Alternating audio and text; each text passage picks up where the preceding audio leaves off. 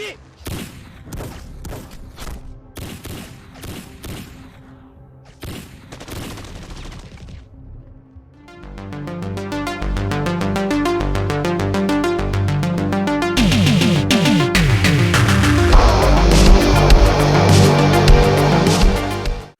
are talking Reminiscing Shadows, written and directed by Jason Martin, who also has a small role in the movie. And it's an entirely black cast, a low-budget crime, police procedural kind of action movie with a small sprinkling of the supernatural.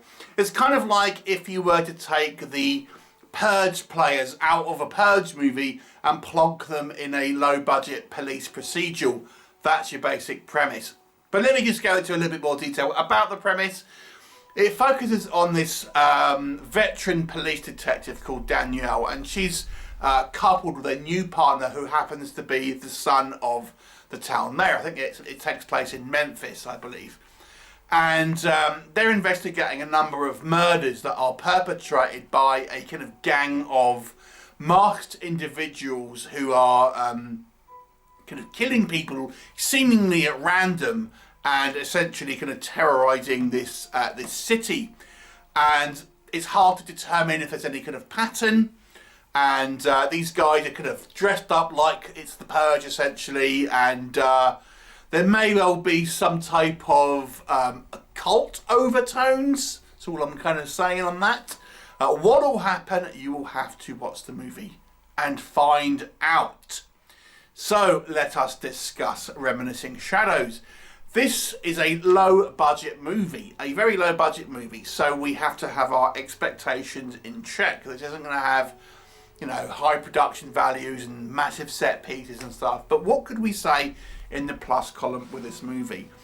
I would say this movie is shot incredibly well. I have to say, on a technical standpoint, I was actually more than a bit surprised about the technical prowess of how this movie is shot. It's actually very professional looking in regards to its kind of its cinematography, you know, its framing, you know, its camera movements, editing and things like that. It's very well done for which clearly is a kind of very low budget movie. So there's definitely some technical skill here, I would say, from the craft of the technical aspects of filmmaking here, because it's kind of put together surprisingly well. I mean, it looks in certain sequences really nice. I mean, there's nothing flashy on screen necessarily, but if we look at things like, just like I say, the framing, the way these kind of these shots are, you know, they're kind of put together and kind of like pieced from, you know, one shot, one sequence to another, different kind of angles and stuff like that. It's well done. So there's that. There's an interesting element here in regards to the story. Like I said, it kind of plays very much like a police procedural, and at times I will say it kind of feels like an episode from a kind of TV show. It kind of plays a little bit like that kind of CSI, or I don't really watch TV shows. I don't know a whole bunch of names of them, to be honest, but you know, but one of those sort of police procedural TV that has a little bit of a kind of a TV feel to it. But it has an interesting kind of story arc where we have these seemingly kind of randomized killers, and they look a little bit fantastic. They look a little bit creepy because they are kind of dressed up in these kind of Purge sort of style marks, and they kind of are giving kind of, you know, evidence. They're giving messages to the police, like the Zodiac killer, which is actually kind of mentioned in this movie. So it has this kind of like interesting kind of like X factor, I suppose, where there's this unknown element about these kind of killers. I mean, we don't really ever see, you know, who these people are and kind of like what's kind of behind the mask. They're treated almost like a kind of like a otherworldly entity, and they may well be. So it's kind of like I found that element of the story quite interesting, and how the kind of the it seems like it's just randomized kind of gang violence to start with, maybe. So there are some interesting kind of story elements here, and like I said, it plays like a police procedural. So if you're a fan of the TV shows like that, then you may want to check this one out, because it very much feels like a kind of, you know, a low budget but, you know, movie sort of feature-length version of it. The acting is a mixed bag, and I'll come on to that again, but there are some sequences here that I think are improvised, and because the conversation in some scenes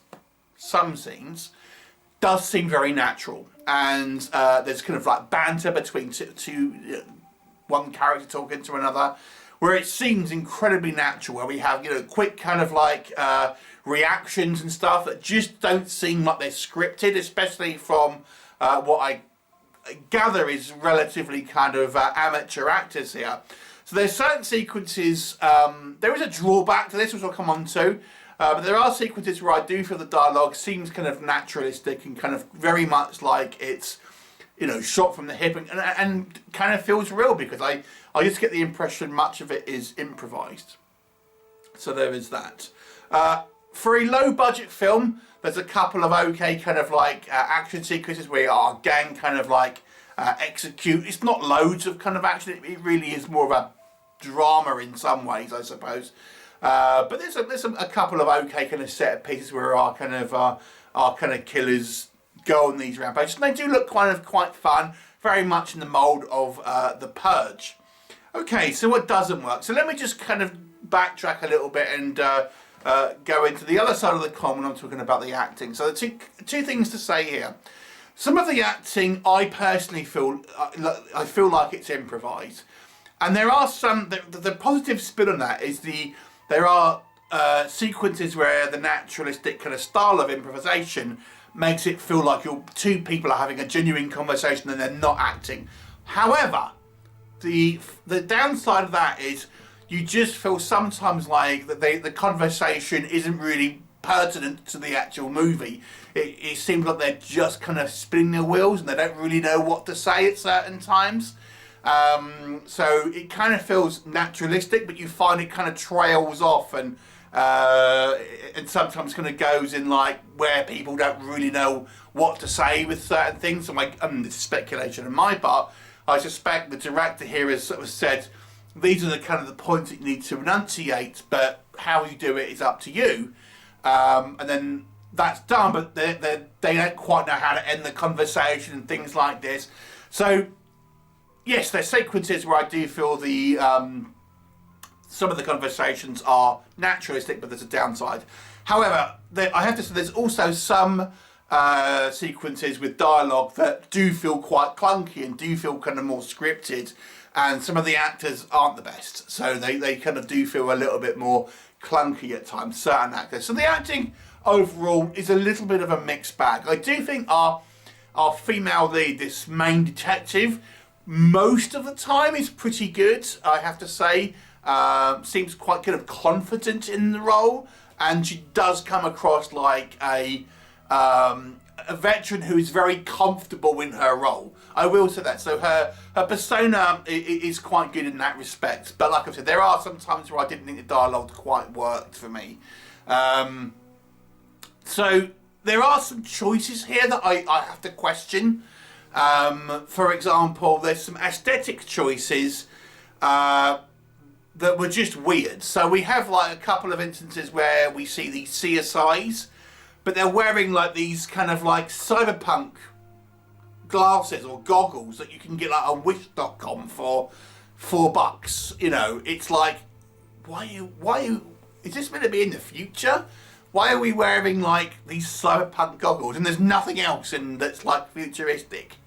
Just don't have glasses. It's just like, it's an odd choice. So there's some kind of some aesthetic choices that are a little weird, and there's just some of the kind of like again this maybe points to kind of like improvisation. There's like, for example, our police chiefs, when they find out about these kind of like this gang of killers, they're like, oh, we don't want to cause a global panic. It's like a global panic for a couple of murders that are happening in Memphis. I don't think that's going to happen. I don't even think you'll have a citywide panic, let alone a global panic. So there's some of the lines here are a little bit like, what? And then there's like, we have the police chief saying, look, normally I'd say to arrest these guys, but basically I just want you to kill them. And then all the police are like, yeah, all right. I'm thinking, what? What's going on? And then we have like a scene where our main kind of Danielle, who's kind of our main character, she's just basically canvassing to see if anyone's seen, you know, the masks. But like, she pulls a gun, just go, look at the phone. Like, come on, you're asking people to look at a photo. You put in a gun. So there's some silly choices. And then we're meant to believe the character of this Danielle is this like fantastic detective, right? We're told she solved 90% of her cases. So she's kind of put on this pedestal where she's meant to be this great detective, but we never really see her like in any kind of like detective mode, if that makes sense. Like, for example, we'll visit a couple of the crime scenes and there's like, oh cool, look, someone's left a poker chip on the body, let's send that to the lab. Brilliant. But there's no talk of like, right, the killer was obviously facing this way, or the kind of the victim was walking over here, and so that means the killer would be over there, things like that. The fact that, for example, all this gang are all wearing masks, but there's no like, let's go and kind of check out like the people who sell mask shops or fancy dress shops and things like that, or none of that. It's just like we see no actual kind of detective work, but we're meant to believe that she's this great detective because the film tells us that. So like, there's some elements here where, again, and I'm putting this down to maybe like a lower budget movie with kind of like somewhat of an inexperienced kind of team behind it, where it just you just think, what? Some of these are some kind of questionable kind of choices that are made on a kind of creative kind of standpoint. So there's that. I have to say it becomes a little less gripping at times. It tries to have this kind of supernatural element to it without kind of, I won't say what that is, but it's never really kind of fully explored. It's just kind of mentioned, and then we see nothing really to kind of like, to kind of back that up. It's kind of just a bit odd. It ends so abruptly. You know, we have these kind of like behind the scenes sequences, but it just ends and goes immediately into these behind the scenes sequences, and I was thinking, what the hell was going on? So that was a little sort of strange, and I think it could have been, I mean, there's some aspects where it's obviously, again, it's a low budget film. We have quite a big cast. We have, you know, lots of kind of extras in regards to people they're questioning, or news reporters and stuff like that. But the threat seemed no more kind of like larger than your everyday kind of like gang violence or kind of like murder or something like that. It didn't really feel like there was this massive kind of threat. We see, I think, like 3 instances of these kind of killings, and you know, it's obviously it's bad, but like it didn't really register to me like it would be like this like this crime wave that the kind of like has got this kind of city in a kind of a panic and stuff like that. It never really kind of got that intense, and I think it needed to have a little bit, either be a little bit more kind of brutal, or it needed to have a little bit more kind of emphasis put on some kind of like larger kind of scale violence or action kind of sequences and things like this. So, you know, I feel this movie has some interesting kind of like elements to it, and I think there's some filmmaking prowess on display here. The story has some interesting elements to it. The characters are somewhat kind of interesting there, but it's kind of like we're only part of the way there with a lot of this stuff. So, you know, it's kind of feels like it's a kind of like work in progress for Martin, our kind of writer-director here, where this is maybe like a kind of a first step, and it's like a training wheels movie almost, and you know, he'll learn from his kind of craft and kind of sort of go forward and stuff. It's like I said, it's a watchable film, but it just feels like a little bit amateurish at times, where there's just some things here that I think should have been picked up on, and could have been quite tightened up. Some of this kind of stuff. There are other stuff which I think maybe would require more budget and kind of obviously more expense, which maybe would, you know, wasn't an option.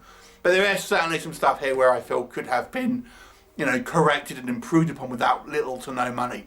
So it's a 4 out of 10. It's certainly not a bad film, but I don't think it's you know, anything really all that memorable, to be brutally honest. But like I've said, I do feel it's maybe a good first step in this kind of filmmaker's career, and I'd be curious to see what they come up with next. So 4 out of 10. Have you seen it? What did you think of it? Leave me a comment and I'll look forward to seeing you next time.